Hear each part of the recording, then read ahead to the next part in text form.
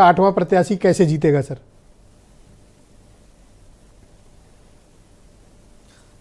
आठवां प्रत्याशी उत्तर प्रदेश के विधायकों के मत के आधार पर जीतेगा, तो एकदम साफ है, बहुत क्लियर है। आपके विधायकों के वोट्स के या दूसरे के विधायकों के?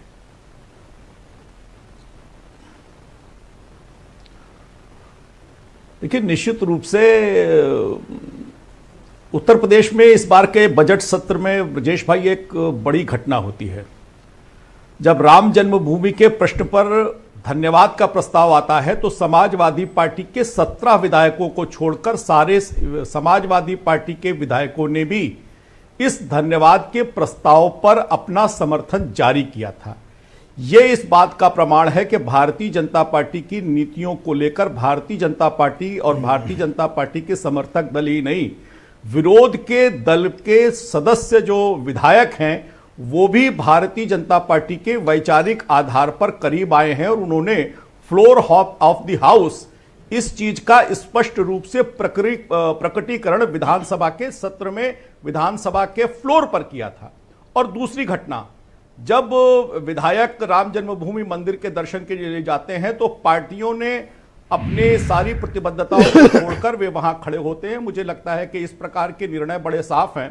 और दूसरी बात, जब समाजवादी पार्टी अपने प्रत्याशियों की घोषणा करते हैं तो समाजवादी पार्टी के 2 राष्ट्रीय महासचिव, एक सचिव, एक उनके विधानमंडल दल का सदस्य इसके विरोध में अपने स्वर सार्वजनिक रूप से व्यक्त करते हैं। यह बताने के लिए पर्याप्त है। मेरे पास जो सूची मौजूद है और आप खुद भी जानकार व्यक्ति हैं, बिना समाजवादी पार्टी के विधायकों के क्रॉस वोट के 5, 6, 7 जो भी क्रॉस वोटिंग करें या ना भी करें, जैसा भी विषय बने, लेकिन जब तक वो क्रॉस वोटिंग नहीं करते हैं आपका आठवां प्रत्याशी क्लियर नहीं हो रहा सर।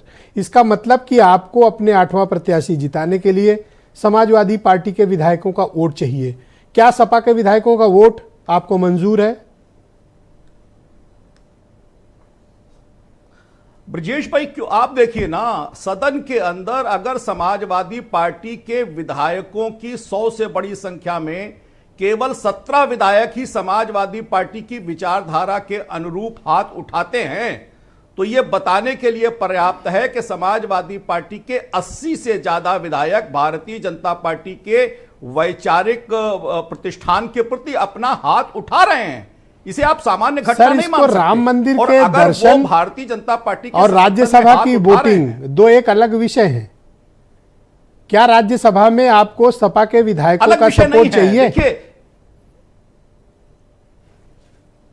देखिए, ये अलग विषय कैसे है ब्रजेश भाई? भारतीय जनता पार्टी जिन 3 कोर इश्यूज को लेकर आई थी उसमें राम जन्मभूमि पर मंदिर निर्माण का हमारा वादा था। और अगर उस वादे के साथ समाजवादी पार्टी के विधानमंडल दल में केवल 17 आदमी उसके विरोध सर, राज्यसभा की वोटिंग में राम मंदिर कहां से आ गया सर? कोई सामान्य घटना ये नहीं तो है। प्लेन वोटिंग होती है सर। इसमें स्वीकार करने में कोई परहेज है आपको कि हां, अगर कोई हमें वोट दे रहा है तो हम ले लेंगे?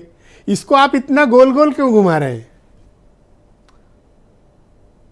गोल गोल नहीं ब्रजेश भाई, प्यार तो धीमे धीमे उमड़ता है ना। अगर सदन के फ्लोर पर उन्होंने हमारे पक्ष में सकारात्मक रूप से दृष्टिकोण दिखाया, इसीलिए भारतीय जनता पार्टी अतिरिक्त अप्रत्याशी उतार रही है। और निश्चित रूप से कल शाम आप देखेंगे कि भारतीय जनता पार्टी का प्रत्याशी अप्रत्याशित वोट के साथ जीतेगा। तो आपको क्रॉस वोटिंग उत्तर प्रदेश में इसका आप वेलकम करते हैं सर? नहीं, आ रहे हैं, हमारे साथ आ रहे हैं। आपने कल ही देखा कि उत्तर प्रदेश में बसपा का एक सांसद भारतीय जनता पार्टी का सदस्यता ली, बसपा को छोड़कर जी। तो सारे दलों में इस प्रकार से हो रही है कि भारतीय जनता पार्टी के प्रति लोग आकर्षित हो रहे हैं। एक बार फिर से सर, थोड़ी सी और क्लैरिटी के लिए मैं दोबारा पूछता हूं सर, और चाहता हूं कि आप उस पर सहमति प्रदान करें। आपको क्रॉस वोट सपा के मंजूर हैं? स्वागत करते हैं आप उसका? देखिए, क्रॉस वोट क्या ब्रजेश भाई, मैं तो कह रहा हूं ना कि लोग अपनी सदस्यता को छोड़कर भारतीय जनता पार्टी में आ रहे हैं। और कल आपने देखा है कि कैसे भारतीय जनता पार्टी के राष्ट्रीय कार्यालय में बहुजन समाज पार्टी के संसद के जो सदस्य हैं वो भारतीय जनता पार्टी में आए संजय जी। और ये लंबी कतार है। कल का जब दिन की शाम होगी, शुक्रिया। मैं आपके दोस्त सुनील साजन को